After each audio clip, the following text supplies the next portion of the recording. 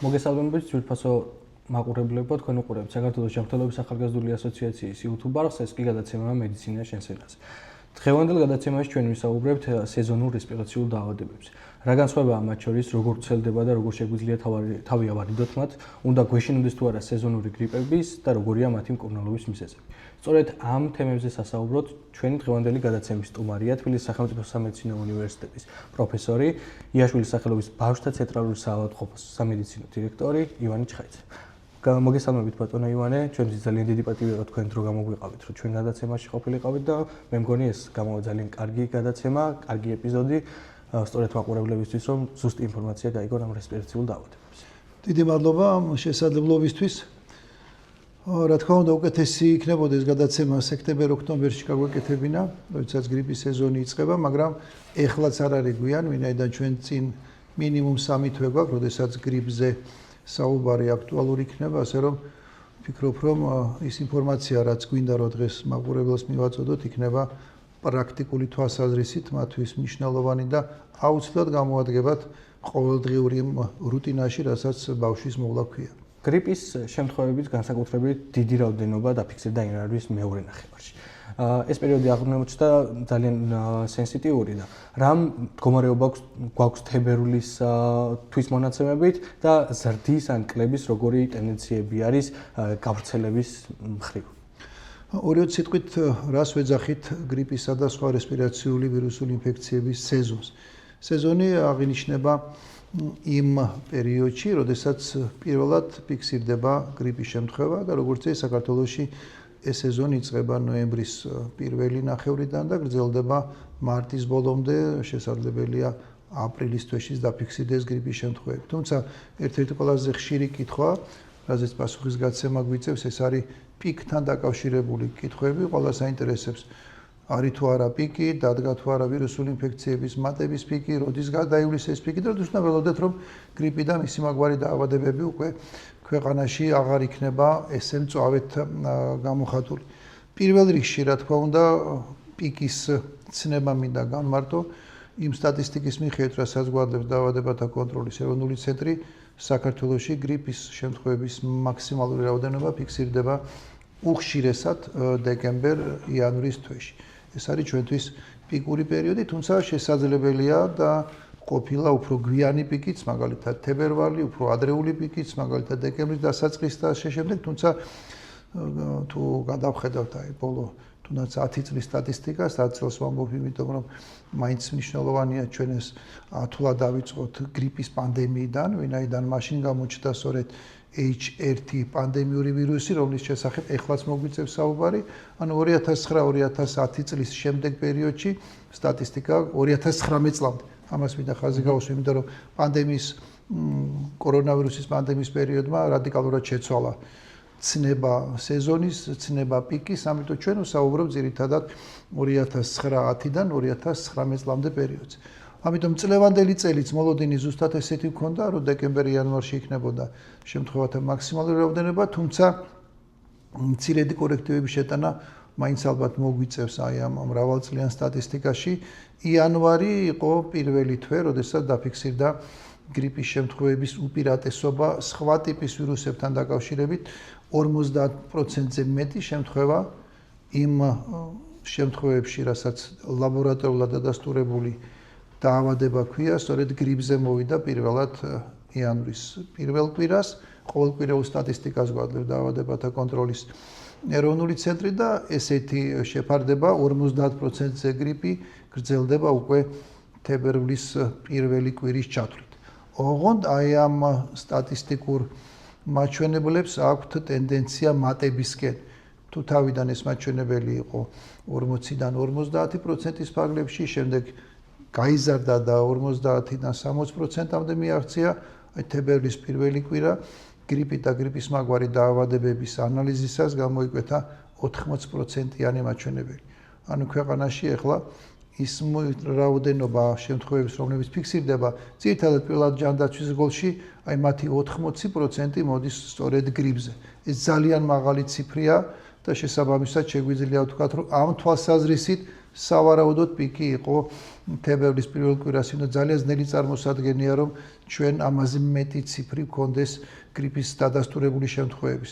ასე რომ მოლოდინი გვაქვს, რომ თებერვლის მეორე ნახევარი, უпроსტად მეორე კვირიდან დაწყებული გრიპის შემთხვევებს ექნება ტენდენცია კლებისაკენ და შეგვეძლება თქმა, რომ 2024-2025 წლის სეზონში საქართველოში გრიპის შემთხვევების პიკი არა დეკემბერ-იანვრის, არამედ იანვარ-თებერვლის თვეზე მოდიოდა.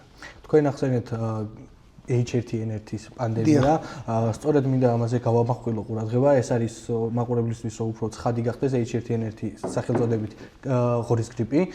სწორედ ძალიან ბევრი პაციენტი მიმართავს კლინიკებს სხვადასხვა სიმპტომებით. მაგრამ რა არის ის საიდენტიფიკაციო ნიშნები, სიმპტომები, რაც ყველაზე დიდ შემთხვევაში გამოულინდება პაციენტებს, ვინც კლინიკას მიმართავს? თქვენი გადაცემის სათაურიდან და სახელწოდებიდან გამომდინარე, მარტივად თუ შეიძლება ვთქვათ, გრიპი განსხვავდება ყველა სხვა ვირუსული ინფექციისაგან იმით, რომ ამ შემთხვევაში ბავშვი არის ძალიან ცუდად. ან თუ ის მოზრდილს შეხვდა, მოზრდილი არის ძალიან ცუდად. აი ამ მარტივ სიტყვაში ძალიან ცუდად გულისხმობთ მაღალ ტემპერატურას, საერთო სისუსტეს, ძლიერ თავის ტკივილს, ყელის ტკივილს, ხველას, უმადობას. ადამიანი იმდენად სუსტად არის, რომ მას ურჩევნია საწოლში იწვეს, არ აქვს ქუჩაში გარეთ გასვლის სურვილი. უფრო მისთვის კომფორტულია სახლში ყოფნა. ეს არის სწორედ გრიპის დამახასიათებელი თვისება და ძალიან ხშირად ვამბობთ, რომ თუ თქვენ იცით თუ რა ახასიათებს გრიპს, მოსახლეობისთვის ეს ნათელი უნდა იყოს, რომ ეს არის გრიპი, ხოლო სამედიცინო პერსონალისათვის ვამბობთ, რომ აქ ტესტირების აუცილებლობაც არ არის. ის თუ თქვენ ზუსტად იცოდეთ ამის უკან გრიპის ვირუსი დგას თუ არა დგას, თუ ესეთი კლასიკური სიმპტომატიკა, ეხლა თებერვლის თვეში თქვენ შეგიძლიათ თქვა, ეს არის გრიპი. შესაბამისად მიიღოთ გადაწყვეტილება მის მართვასთან დაკავშირებით. მეორე მხარეა, რაც ასევე მნიშვნელოვანი, არის თუ არა გრიპის ყველა შემთხვევა ესეთი მძიმე, რა თქმა უნდა არა. ამიტომ ჩვენ ორ ნაწილად აგვაქვს სტატისტიკაც და დამოკიდებულებაც გრიპის შემთხვევებთან დაკავშირებით. გრიპი შესაძლებელია მიმდინარეობდეს საშუალო სიმძიმით და ესეთი პაციენტები ამბულატორულ მეთვალყურეობას საჭიროებენ და სახლში რჩებიან. გრიპი შეიძლება მიმდინარეობდეს მძიმედ და ესეთი პაციენტები უნდა იყვნენ საავადმყოფოში. აი, გრიპის მსუბუქად მიმდინარეობა, როგორც წესი, იშვიათი გამონაკლისი არ შეიძლება ადამიანს ჰქონდეს გრიპი და თავს კარგად გრძნობდეს. განსხვავებით სხვა ტიპის ვირუსებისაგან, აი ჩვენ გაციებაზე ვსაუბრობთ ხშირად. გაციების შემთხვევაში, რომელსაც უფრო მეტად რინოვირუსი, პარაგრიპის ვირუსი და ესეთი ტიპის ვირუსები იწვევენ, იქ პირიქით არ არსებობს გაციება მძიმედ მიმდინარე და გაციების მქონე ბავშვის საავადმყოფოში მოხვედრა, ეს როგორც წესი უიშვიათესად ხდება, თუ თქვათ რაღაც რომელიმე ნიშანი არ გამოირჩევა, მაგალითად მაღალი ტემპერატურა, ზოგადად გაციებას არ ახასიათებს. ამიტომ ეხლა ჩვენ ვსაუბრობთ მიმართვიანობის გაზრდაზე სტაციონარულ სამედიცინო დაწესებულებებში და გრიპისთვის სწორედ ეს არის დამახასიათებელი. ეხლა უფრო მეტად დატვირთულია საავადმყოფოები, კლინიკები, ვიდრე მაგალითად პირველადი ჯანდაცვის დაწესებულებები. თქვენ უკვე ახსენეთ, რომ ეს დაავადება სხვადასხვანაირად შეიძლება აისახოს და გამოვლინდეს ადამიანებში. ყველა დაავადებას ვიცით, რომ ყავს და აქვს რისკ ჯგუფები, სადაც გარკვეული ადამიანები უფრო რთულ სიმპტომატიკას გადიან და უფრო რთულად გადააქვთ ეს დაავადება, ვიდრე სხვებს. სწორედ ამ ღორის გრიპისგან გამომდინარე, რა არის ეს რისკ ჯგუფები? რისკი ჯგუფებს გრიპის შემთხვევაში სრულიად განსხვავებული დატვირთვა აქვს. რისკი ჯგუფებს ვითვალისწინებთ, როდესაც ჩვენ თავავზოთ მოსახლეობას ვაქცინაციას და რისკი ჯგუფებს ვითვალისწინებთ, როდესაც ჩვენ მოსახლეობას ურჩევთ ანტივირუსული პრეპარატის დაწყებას. ამიტომ სხვა დაავადებების შემთხვევაში ზოგად რისკზეა საუბარი და ეს უფრო პროფესიონალებისთვის არის მნიშვნელოვანი, მაგრამ გრიპის შემთხვევაში კონკრეტული პრაქტიკული დატვირთვა. როდესაც ჩვენ გრიპის პრევენციაზე ვსაუბრობთ, პირველ რიგში ვსაუბრობთ იმ ადამიანებზე, რომლებიც რისკი ჯგუფებს მიეკუთვნებიან. ანუ ვაქცინაცია უნდა ჩატარდეს უპირველეს ყოვლისა რისკი ჯგუფებში. როდესაც ჩვენ ვლაპარაკობთ გრიპის დროს საჭიროა თუ არა გამოყენება ანტივირუსული პრეპარატის, ოზელტამივირის, მაშინ აქაც ვსაუბრობთ, რომ ამ პრეპარატის გამოყენება საჭიროა რისკი ჯგუფებში ჰოსპიტალიზებულ პაციენტებთან ერთად. ამიტომ ჩვენ ყოველთვის გვინდა, რომ მოსახლეობისთვის ნათელი იყოს, ვინი მიეკუთვნება რისკი ჯგუფებს. პირველ რიგში ეს არის ასაკით გამოყოფილი რისკი ჯგუფები. 5 წლამდე ასაკის ბავშვები, განსაკუთრებით პირველი 2 წლის ასაკის ბავშვები მიეკუთვნებიან გართულებების განვითარების მხრივ მაღალი რისკის ჯგუფს. 60 წელზე გადაცილებული მოსახლეობა, 60 წელი და უფრო მეტი. ზოგ რეკომენდაცია შეიძლება 65 წელიც ნახოთ, მაგრამ 60 წლის უფროსი ასაკის მოსახლეობა ასევე მიეკუთვნება რისკის ჯგუფებს. რისკის ჯგუფებს მიეკუთვნება ორსულები, ეს ყველაზე მნიშვნელოვანი რისკის ჯგუფია, ვინაიდან ძალიან გვიჭირს ორსულისთვის იმის ახსნა, რომ აუცილებლად უნდა გაიკეთოს გრიპის საწინააღმდეგო ვაქცინა. აი ქრონიკული დაავადების მქონე პირები, რომლებიც ასევე წარმოადგენენ დამოუკიდებელ რისკის ჯგუფს, მაგალითად დიაბეტი, ჰიპერტენზია, ინსულტის შემდგომი პერიოდი, ფირთვის ქრონიკული ობსტრუქციული დაავადება, ბრონქული ასთმა, ღვიდის ქრონიკული პათოლოგიები, ესეც რისკის ჯგუფია. აი მათთვის მეტნაკლებად მნიშვნელობა თუ რატომ უნდა იყოს დაცული გრიპის ვირუსისაგან, უფრო ადვილი ასახსნელია და ძალიან ბევრი ადამიანი, რომელიც ამ მხრივ მიეკუთვნება რისკის ჯგუფს, თანხმობას აცხადებს ვაქცინაციას. ორსულებთან ძალიან გვიჭირს ამ შემთხვევაში მათი დარწმუნება, რომ ისინი სერიოზულ რისკის ჯგუფს წარმოადგენენ და ზოგადად ითვლება, რომ ნებისმიერი ქვეყნის, მათ შორის საქართველოს, როდესაც პრევენციაზე ვიწყებთ საუბრობს, პირველი სამიზნე სწორედ ორსულები გახლავთ. ასევე რისკის ჯგუფს მიეკუთვნება სამედიცინო პერსონალი, უფრო მეტი რაოდენობის კონტაქტის გამო გრიპით და სხვა რესპირაციული ვირუსული ინფექციურ ინფიცირებულ პაციენტებთან და საბოლოო ჯამში მოსახლეობის ამ ნაწილისთვის პრევენცია არის აუცილებელი. ეს ერთ-ერთი განმაპირობებელია, როდესაც ჩვენ ვსაუბრობთ ყოველწლიურად რა რაოდენობის ვაქცინა შემოდის საქართველოში უფასოდ. ამას ხას უსვამ. უფასოდ ნიშნავს, რომ ქვეყანას განსაზღვრული აქვს რისკის ჯგუფები და იცის, რომ დროის გამონაკვეთში, საუბარია ოქტომბერ, ნოემბერ, დეკემბრის პერიოდზე, აი ამ რისკის ჯგუფების წარმომადგენლებმა ვაქცინა უნდა გაიკეთონ და წელს საქართველოში იყო შემოტანილი 200,000 დოზა ვაქცინა, უფასო ვაქცინა, არა მხოლოდ რისკის ჯგუფებისთვის, არამედ მოსახლეობის სხვა ფენებისთვისაც. და მეორე ნაწილი, რომელიც ასევე მნიშვნელოვანია რისკის ჯგუფების მხრივ, ეს არის ანტივირუსული პრეპარატის დაწყება. ის ანტივირუსული პრეპარატი ოზელტამივირი, რომელიც საქართველოშია რეგისტრირებული, ერთადერთი პრეპარატია სხვათა შორის 8 მსოფლიოს სხვადასხვა ქვეყანაში რეგისტრირებული პრეპარატიდან, მაგრამ ყველაზე საუკეთესო, ყველაზე მეტად ეფექტური, ყველაზე მეტად უსაფრთხო და ის პრეპარატი, რომელიც ნებისმიერ ასაკში შეიძლება იყოს გამოყენებული. 2 კვირის ასაკიდან ჩვენ შეგვიძლია ეს ანტივირუსული პრეპარატი დავნიშნოთ. აი აქაც გადაწყვეტილებას ექიმი იღებს რისკის ჯგუფებზე დაყრდნობით, ან კიდევ მეორე ჯგუფია, სადაც ნებისმიერ შემთხვევაში უნდა დაიწყოთ ამ ანტივირუსული პრეპარატის გამოყენება, ეს არის ჰოსპიტალიზებული პაციენტები. ამიტომ ექიმისთვის ძალიან მნიშვნელოვანია, რომ მან ზუსტად იცოდეს, რა შემთხვევაში უნდა გამოიყენოს ეს პრეპარატი. ეს არ არის სიცხის საწინააღმდეგო საშუალება. ეს არ არის დედის მიერ ან ოჯახის რომელიმე წევრის მიერ მიღებული გადაწყვეტილება, რომ მე გრიპი მაქვს, ან ოჯახის წევრის გრიპი აქვს და მოდი დავიწყოთ ანტივირუსული პრეპარატი. ამის უკან უნდა იდგეს ექიმის რეკომენდაცია, ექიმის შეფასება და მხოლოდ შემდეგ შეიძლება ამ პრეპარატის გამოყენება.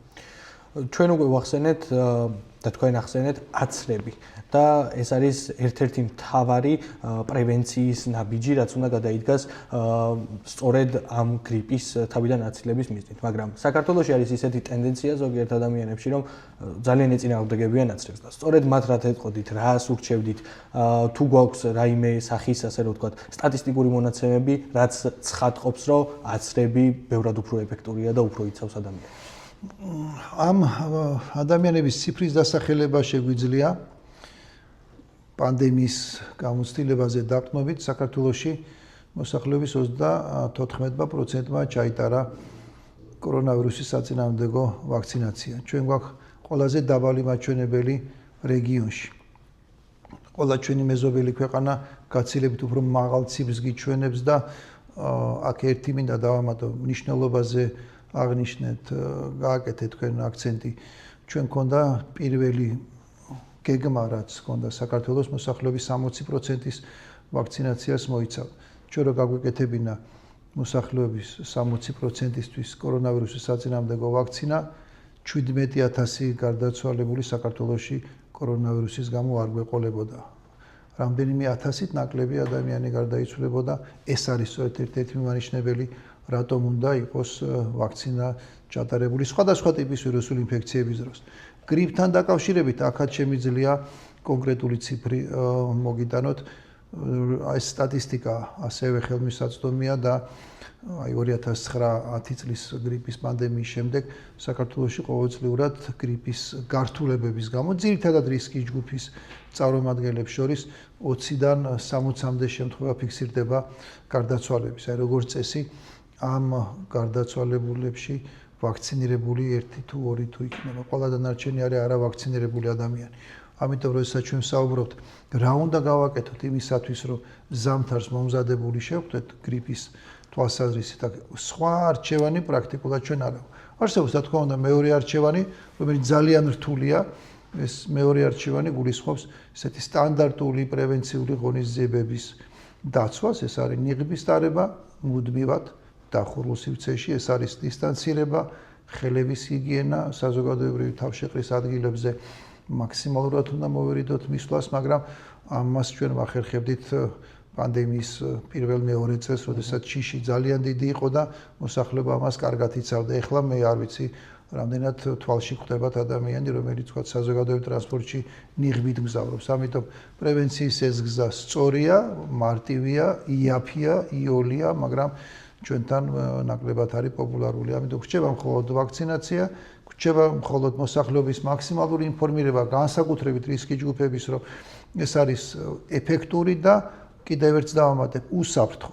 გრიპის ვაქცინა, რომელიც საქართველოში არის რეგისტრირებული, დამზადებულია მკვდარი ვირუსის ბაზაზე, მას შეუძლია მხოლოდ ორგანიზმის დაცვითი ძალების გაძლიერება, იმუნიტეტის გაძლიერება. ის ვერ გამოიწვევს გრიპის მაგვარ დაავადებას.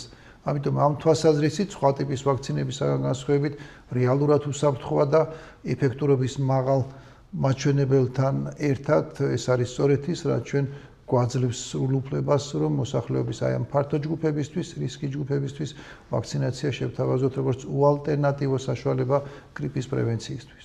თქვენ ყურადღება გაამახვილეთ კოვიდზე, კორონავირუსზე. ჩვენ როგორც ჩვენთვისაც ცნობილი, ასევე აქტიურ ფაზაშია შესული კორონავირუსის, ასე რომ ვთქვათ, ავადობა. რას გვეტყვით ამის შესახებ და როგორია მისი ავადობის მაჩვენებელი? პირიქით მინდა გითხრათ, საბედნიეროდ კორონავირუსი 2025 წლის 1 იანვრიდან ნამდვილად არ არის აქტიური და ჩვენ 5 კვირა დაგვიფიქსირდა 1 იანვრიდან დღემდე. 5 კვირის განმავლობაში, როდესაც ჩვენ ვაფიქსირეთ ამ სტატისტიკას, ყოველკვირეულად კორონავირუსის შემთხვევები არ ფიქსირდება. ერთეული შემთხვევებია კორონავირუსის. ჩვენი მოლოდინის მიუხედავად, მოლოდინში გულისხმობ ძალიან ხშირად ჩვენც ვამბობდით ამ ფრაზას, რომ კორონავირუსი გახდება სეზონური ვირუსი და მისი მატება იქნება უფრო მეტი ზამთრის განმავლობაში. საბედნიეროდ ეს წელს არ ყოფილა, კორონავირუსი ნამდვილად არ გახლავთ ვირუსი, რომელიც ნოემბრიდან დღემდე ფიქსირდება ქვეყანაში. მისი შემთხვევები არის, მაგრამ აი ამ პროცენტულ განაწილებაში არასოდეს არ ყოფილა 60%-ზე მეტი. შესაბამისად, კორონავირუსი რა თქმა უნდა არსად არ გამქრალა, მაგრამ კიდევ ერთხელ გავემეორებ, ის არ წარმოადგენს ახლა საზოგადოებრივი ჯანმრთელობისთვის ნომერ პირველ პრობლემას და ისიც მინდა გაითვალისწინოთ, რომ როდესაც ჩვენ ვლაპარაკობთ კორონავირუსზე, ხედველობაში გვაქვს მისი ბოლო მუტაცია ომიკრონი, რომელიც არ მიეკუთვნება მძიმედ მიმდინარე კორონავირუსების ვარიანტს, მას შეუძლია მხოლოდ გაციების მსგავსი სიმპტომატიკის გამოწვევა, ასე რომ კორონავირუსი უკვე რჩება მხოლოდ ამ სფეროში მომუშავე ადამიანებისთვის საინტერესო დაავადებად და ნაკლებად არის ჩვენი მოსახლეობისთვის მისი არსებობა მნიშვნელოვანი. ჩვენ მაყურებლებს მგონი აინტერესებს თუ როგორ უნდა გავარჩიოთ ჩვეულებრივი გაციება, ეს ღორის გრიპი და კორონავირუსის, ასე რომ ვთქვათ, სიმპტომები ერთმანეთისგან. თუ არის რაიმე ისეთი, აი მაგალითად თქვენ ახსენეთ მაღალი სიცხიანობა ღორის გრიპის შემთხვევაში. სხვა რაიმე კონკრეტული ხელჩასაჭირი სიმპტომი ხომ არ არის, რომ დავადგინოთ ზუსტად. შეგვიძლია თქვა, რომ ის რაც ახასიათებს გრიპს, იშვიათად ახასიათებს გაციებას. თქვენ სწორად აღნიშნეთ მაღალი ტემპერატურა. გრიპის დროს მაღალი ტემპერატურა არის მისთვის დამახასიათებელი, შემთხვევათა უმრავლესობაში გაციებას მაღალი ტემპერატურა არ ახასიათებს. საერთო სისუსტე აღნიშნეთ, რომელიც ტიპიურია გრიპისთვის, გაციების დროს ადამიანს შეუძლია სამსახურში წავიდეს, უნივერსიტეტში წავიდეს, სპორტულ თამაშებშიც მიიღოს მონაწილეობა, მისი ზოგადი მდგომარეობა არ არის ძალიან შეცვლილი. უმადობა დამახასიათებელია გრიპისთვის, არ ახასიათებს გაციებას. კიდევ ერთი მნიშვნელოვანი სიმპტომი ეს იყო ყელის ტკივილი, კუნთების ტკივილი, სახსრების ტკივილი. არც ერთი ეს ნიშანი გაცეებისთვის დამახასიათებელი არ არის.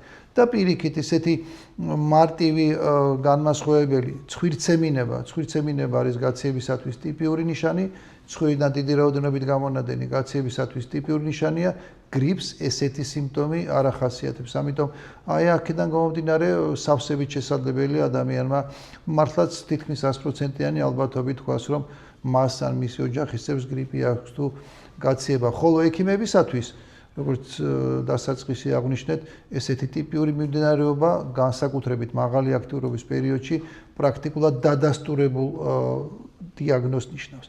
და ერთსაც დავუმატებ დღევანდელი რეკომენდაციით, ჩვენ ძირითადად ვითვალისწინებთ ატლანტის დაავადებათა კონტროლის ცენტრის რეკომენდაციებს.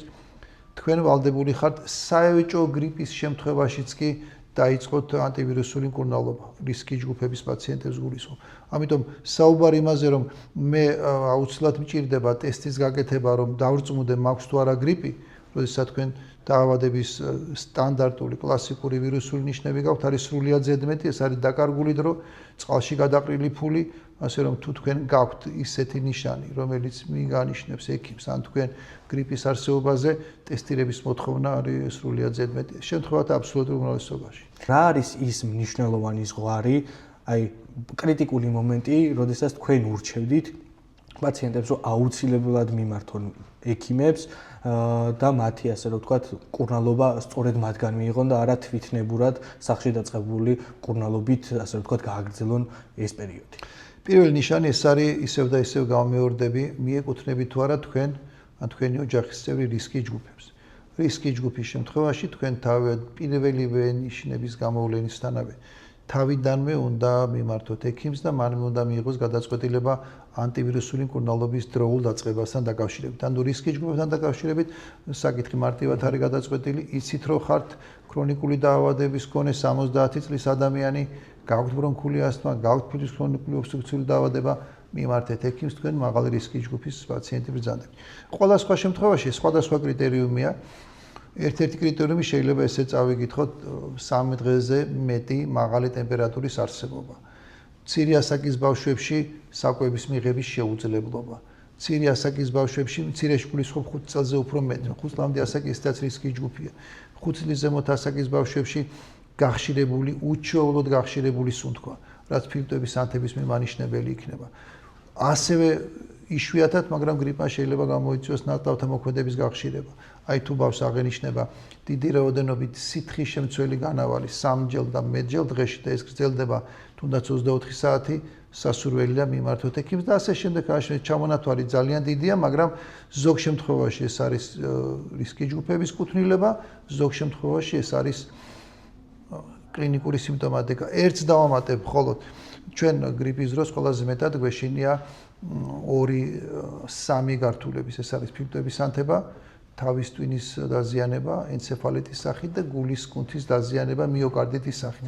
ძირითადად ეს 3 გართულება, თუმცა ყველაზე ხშირი ეს არის სწორედ ფილტვების ანთება. ეხლა ჩვენს კლინიკაში ფილტვების ანთებით წევს რესპირაციული მედიცინის დეპარტამენტში მოთავსებული პაციენტების 60%. 70%-იც იყო ერთ დღეს ჰოსპიტალიზებული ფილტვების ანთებით. ძალიან დიდი ციფრია. ფილტვების ანთების მიმანიშნებელი ყველაზე მარტივი ნიშანი არის ტემპერატურასთან და ხველასთან ერთად, ან შესაძლებელია ტემპერატურაც არ იყოს, მაგრამ ხველა იყოს გახშირებული სუნთქვა. ამიტომ ჩვენთვის მშობლების ინფორმირებისთვის ძალიან მნიშვნელოვანი მშობელმა იცოდეს კარგად ტემპერატურის გაზომვა, ამასაც თავისი წესი აქვს. ძალიან ბევრი მშობელი ძალიან აქტიურად იყენებს და ჩვენც ძალიან სასიხარულოა პულს ოქსიმეტრს და 94-ის ქვემოთ ჟანგბადის გაჯერების მაჩვენებელი უკვე ექიმთან ზარის საფუძველი უნდა იყოს და ძალიან კარგი იქნება თუ მშობლები ასევე კარგად აითვისებენ სუნთქვის სიხშირის დათვლას 1 წუთის განმავლობაში მოსწვენებულ მდგომარეობაში. ექიმისთვის ეს იქნება ძალიან დიდი დახმარება. თუ თქვენ როდესაც ექიმი გეკითხებათ, როგორია თქვენი შვილის მდგომარეობა, თქვენ უსახელებთ ტემპერატურას, უსახელებთ სატურაციის მაჩვენებელს და ამავდროულად ეუბნებით, რომ აი ძილში ქონდა სუნთქვა 52 ან 38 გააჩნია ასაკს, სხვადასხვანაირად ხდება მის შეფასება, მაგრამ ყველა მშობელმა იცის მისი შვილის სუნთქვა როდის გახშირდება, როდის რჩება შტაბ-ეჭდილება, ეს არის უშუალოდ გახშირებული სუნთქვა, ეს არის ძალიან მნიშვნელოვანი ნიშანი და ჯანმრთელობის მსოფლიო ორგანიზაცია გახშირებულ სუნთქვას განიხილავს როგორც ფირფიტების ანთების მიმანიშნებელ ყველაზე საიმედო და სარწმუნო მაჩვენებელს. ძალიან დიდი მადლობა ბატონო ივანე, ასეთი ვრცელი ინტერვიუსის და ვრცელი იმ რჩევებისთვის, რასაც ჩვენს მაყურებლებს უზიარებთ. კიდევ ერთხელ ძალიან დიდ მადლობას გიხდით, რომ ხართ ჩვენთან ერთად. გთხოვთ გამოიწეროთ ჩვენი გვერდი და დაალაიქოთ ეს ვიდეო, რადგან ჩვენ ეს ძალიან დიდ мотивაციას გვაძლევს. ძალიან დიდ მადლობას ვუხდით თბილისის სახელმწიფო სამედიცინო უნივერსიტეტს და სტუდენტებთან და კურსდამთავრებულებთან ურთიერთობისა და კარიერული განვითარების სამსახურს გვერდში დგომისათვის. ჩვენ კი შევხვდებით მომავალ ეპიზოდებში. მადლობა კიდევ ერთხელ ბატონო ივანე.